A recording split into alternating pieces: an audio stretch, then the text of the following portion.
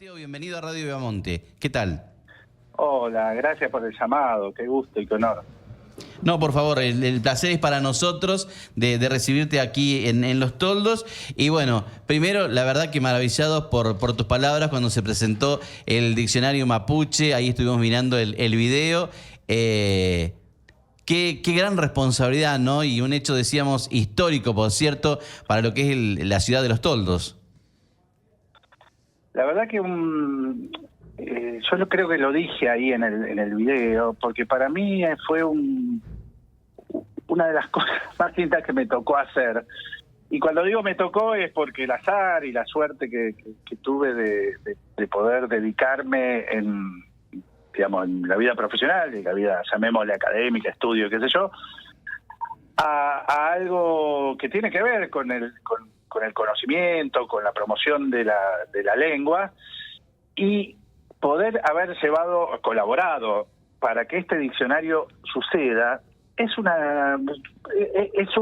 una alegría para mí, una emoción. Después me mandaron, yo no podía estar ahí en Los Toldos porque estaba de viaje por otro lado, pero después me contaron que hubo mucha emoción, y la verdad que daba para emocionarse, porque el diccionario que ustedes hicieron, ustedes como comunidad, es un hito en la historia de las lenguas indígenas, ya que supone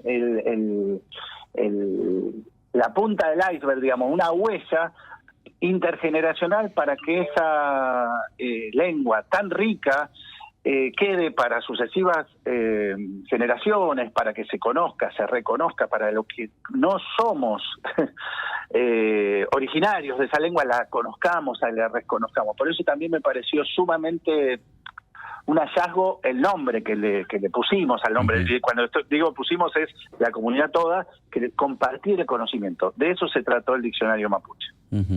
Bien, Mateo, buen día. Te saluda Marcela de acá de Radio Viamonte. Hola, Marcela. Bien, todo bien. Me surgen muchísimas preguntas y vamos a empezar por el plan municipal de lectura, ¿te parece por ahí? Que hablemos un poquito. Me encanta. Bien. Por supuesto. ¿Qué consideras vos que es un buen lector? Bueno, qué pregunta. Es para empezar, ¿te parece? Para romper el hielo. ¿Te parece responder? ¿Te parece buena? Si no, corregime, no hay problema. No, me parece buena, me parece, lo voy a decir en el buen sentido, de una buena periodista, una buena conductora, que pregunta que permite miles de respuestas, que es lo mejor que puede tener una. En principio diría que es un lector. Si me permiten, voy a retroceder. No me estoy escapando. Marcela. No, por favor, no. Doy un paso atrás. Dale. Nosotros tenemos que considerar que la escritura y la lectura es una invención, que no es natural. Ajá. Eso que parece, yo cuando le digo a un chiquito, esto, fíjate que el ser humano, en su evolución, que tiene miles y miles de años, convivió más tiempo sin lectura y sin escritura que con lectura. Es algo relativamente próximo. Próximo, estamos hablando de 5.000 años en la historia del ser humano. Sí. Y es una invención, y es artificial. Esto es también muy importante. No es natural. Uno requiere determinados instrumentos ajenos al ser humano, sea un carbón, un lápiz o una computadora o una máquina de escribir. Bien. Un libro. Siempre es ajeno. ¿Estamos hasta acá? Sí. Entonces es una tecnología. La escritura y la lectura es una tecnología. ¿Qué significa un buen lector? Sería eso. Una opción es quien maneje bien esa tecnología, ¿no? Como diciendo, un buen piloto de auto es el que maneja bien el auto. ¿De acuerdo? ¿Estamos de acuerdo? Sí, Pone bien los cambios, bien. aprieta bien el freno, etc.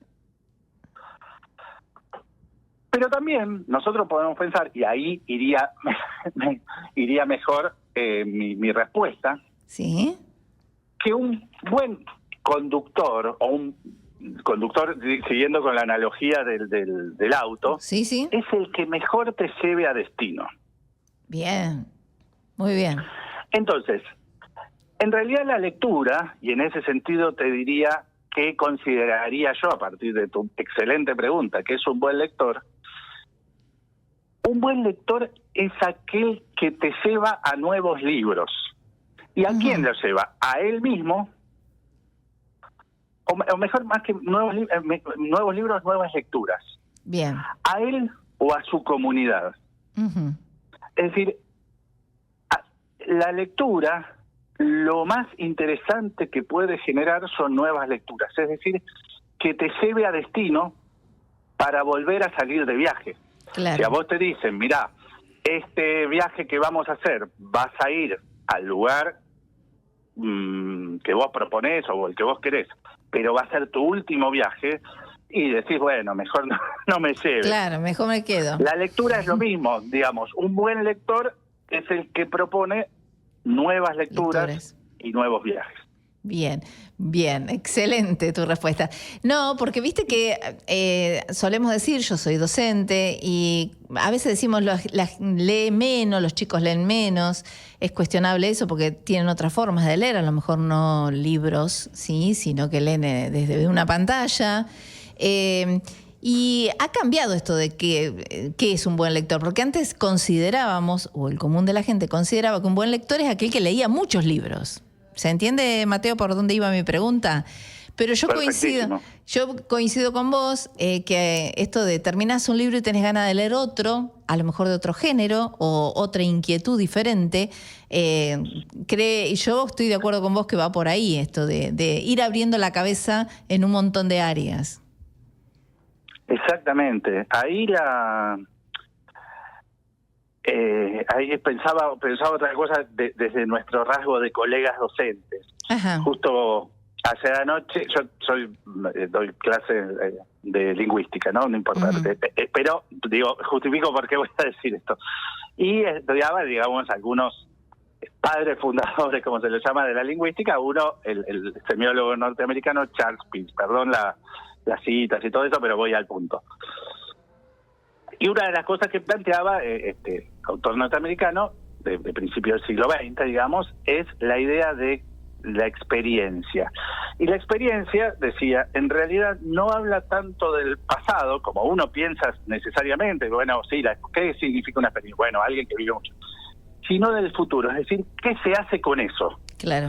Dice, es una apertura al futuro. Bueno, la lectura es, digamos, eso, digamos, no es una cuestión meramente acumulativa, sino cómo te permite abrir a nuevas lecturas, nuevos discursos, compartir con otros, etcétera. Y por otro lado, lo que vos decías, Marcela, de, digamos, estadísticamente hoy nunca en la historia del ser humano se leyó tanto como ahora. O sea que lo de que no se lee tanto está cuestionable. Absolutamente descartado. Ahora, si se lee distinto, sí, sin duda se lee distinto, no solo por la cuestión del canal o el dispositivo, digamos, hoy digital y antes gráfico únicamente. Ahora se convive con eso, ¿sí? Con lo analógico y lo digital, pero sin duda eso lleva que se hayan modificado los modos, los tiempos, las reflexiones, etcétera, etcétera.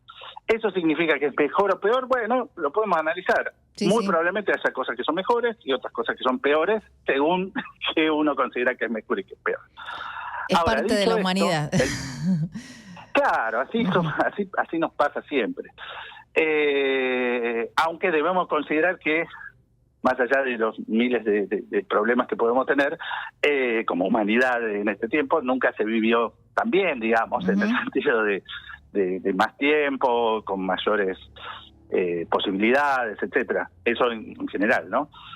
Ahora, con respecto a cómo interviene, digamos, el Estado, el municipio, en este caso, en la promoción de esa lectura, uno podría pensar que con ese contexto que vos acabas de decir, es decir, cómo leen los chicos, cómo leemos los grandes, cómo se lee con los dispositivos, cómo se lee con las lecturas, es promover varias cuestiones. Una, la cuestión comunitaria, es decir, que se comparta el conocimiento, casi como decíamos antes. Con lo del diccionario. Con lo del diccionario. Y por otro lado, es la reflexión sobre la lectura, es decir, en ese sentido, también tiene que ver con tu magnífica primera pregunta, es cómo esas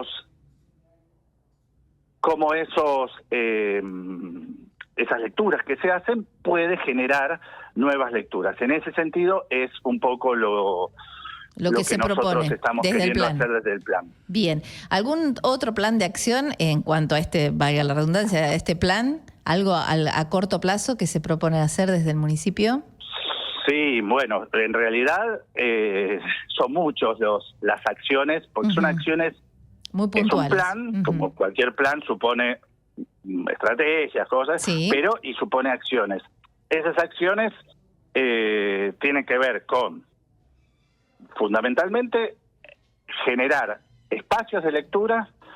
Ahí nosotros se le dice, quizás no es lo mejor definir por la negativa, ¿no? Pero en espacios no convencionales o no formales. Esto significa trabajar con las escuelas, trabajar con las bibliotecas, pero también trabajar con otros espacios, ¿sí? Como pueden ser centros de salud, peluquerías, bares, o sea, otros espacios en donde el tiempo, pensemos que la lectura, como tantas otras acciones, está intermediada por el tiempo. Entonces, claro, en ese sentido, nosotros debemos pensar aquellos espacios en donde el tiempo sea un aliado para la lectura, las plazas, etcétera. Entonces, pensar esos espacios como espacios de lectura, pero espacios intervenidos para la lectura, desde a través de mediadores. Esta figura es fundamental, la idea del mediador. El mediador es aquel como otras prácticas que como la Celestina que llevaba un novio o una novia, decía, ay, este te conviene, que sé yo. Bueno, el mediador de lectura es un celestino entre el libro y lector. Por otro lado, un trabajo a partir de las redes sociales.